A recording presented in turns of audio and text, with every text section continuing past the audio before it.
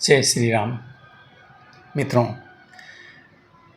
रामचंद्र जी, सीता माता और लक्ष्मण सबने आज्ञा लेकर के एकत्रित हुए, अब बन जाने के लिए तैयार हैं। आइए देखते हैं। सचिव उठाई रावुवय ठारे, कही प्रिय बचन राम पग धारे। सिय समेत दो तनय निहारी, व्याकुल भयउ भूमिपति भारी। श्री राम जी पधारे हैं, यह प्रिय वचन कहकर मंत्री ने राजा को उठा करके बैठाया। सीता सहित दोनों पुत्रों को वन में जाने के लिए तैयार देखकर राजा व्याकुल हो गए। सिय सहित सुत सुभग दोऊ, देखि देखि अकुलाई, बारहि बार स्नेह बस रावुले उरलाई।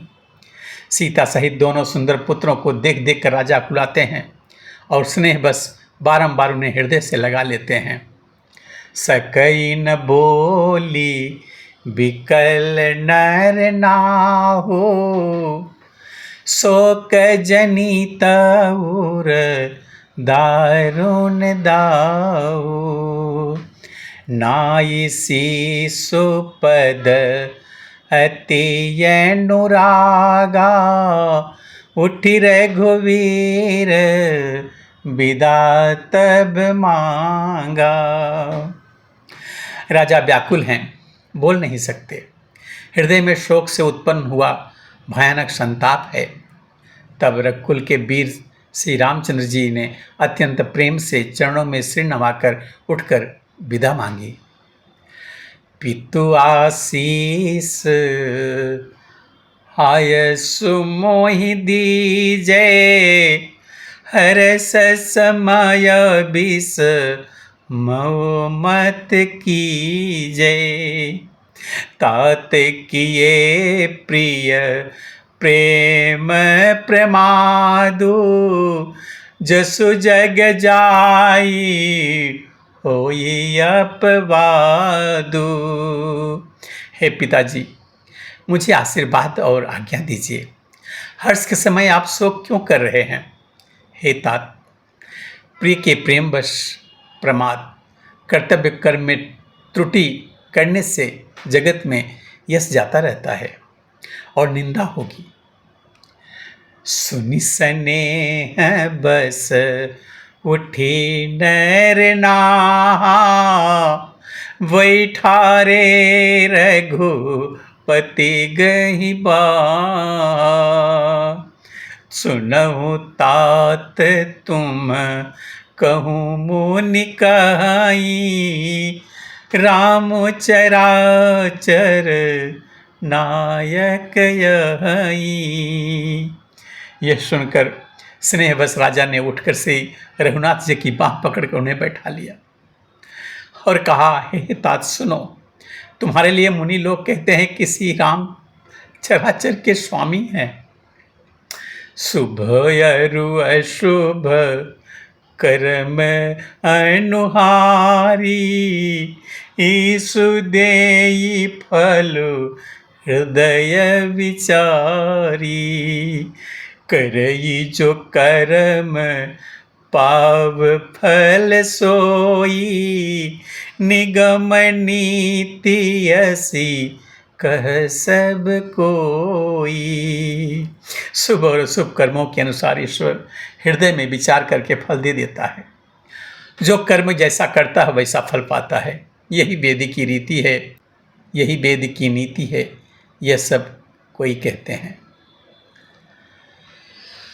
और करे अपराध को और पाव फल भोग, अति विचित्र भगवंत गति को जग जाने जोगु। किंतु इस अवसर पर तो इसके विपरीत ही हो रहा है। अपराध तो कोई और ही कर रहा है और उसका फल कोई और ही भोग रहा है। भगवान की लीला बड़ी ही विचित्र है, उसे जानने योग्य जगत में कौन है। राय राम राखन हित लागी, बहुत उपाय किए छलु त्यागी। लखी राम रुख रहत न जाने, धर्म धुरंधर धीर सयाने। राजा ने इस प्रकार श्री रामचंद्र जी को रखने के लिए छल छोड़कर बहुत से उपाय किए, पर जब उन्होंने धर्म धुरंधर धीर और बुद्धिमान श्री रामचंद्र जी का रुख देख लिया और वह रहते हुए न जान पड़े, तब नृपसीय लाई और लीने, अतिहित बहुत भांति सीख दीनी। कही बन के दुख दुसह सुनाए, सासु ससुर पितु सुख समुझाए। तब राजा ने सीता जी को हृदय से लगा लिया और बड़े प्रेम से बहुत प्रकार की शिक्षा दी। बन के दूसरा दुख को कहकर सुनाए, फिर सास ससुर तथा पिता के पास रहने के सुखों को भी समझाया। सियम अनुराम चरण अनुरागा, धरुण सुगमु बनु विषमन लागा। और सबही सिय समुझाई, कही कही विपिन विपत्ति अधिकाई। परंतु सीता जी का मन श्री रामचंद्र जी के चरणों में अनुरक्त था, इसलिए उन्हें घर अच्छा नहीं लगा और ना वह वन भयानक लगा। फिर और सब लोगों ने भी वन की विपत्तियों की अधिकता बता कर सीता जी को समझाया। सचिव नारी गुर नारी सयानी, सहित स्नेह कहीं मृदुबानी। तुम कहूँ तो न दीन बनवासु, करो जो कहीं ससुर गुरु सासु।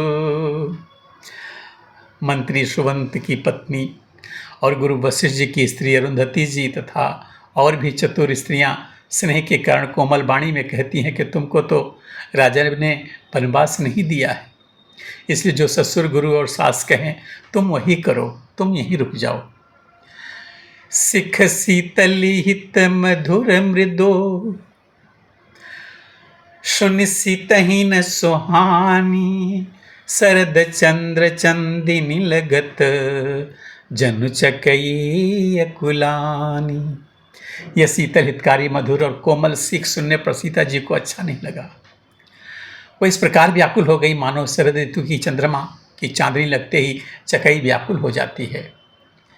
सीय सकुच बस उतरुन देही, सो सुनी तमकी उठी कैकेयी।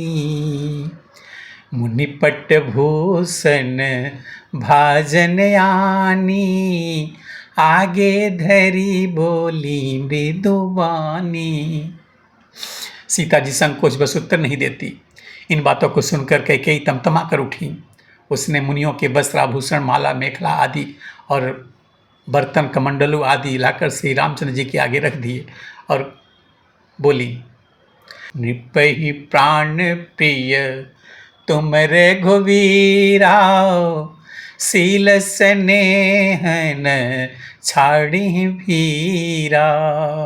सुकृत सुजसु पर लोको नसाओ, तुम ही जान बन कहीं न काओ।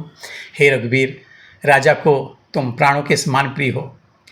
भीरु प्रेम बस दुर्बल हृदय के कारण राजा शील और स्नेह नहीं छोड़ेंगे। पुण्य सुंदर यश और परलोक चाहे नष्ट हो जाए, पर तुम्हें बन जाने को वे कभी नहीं कहेंगे। अस विचार सोई करहु जो भावा, राम जननी सीख सुनी सुख पावा।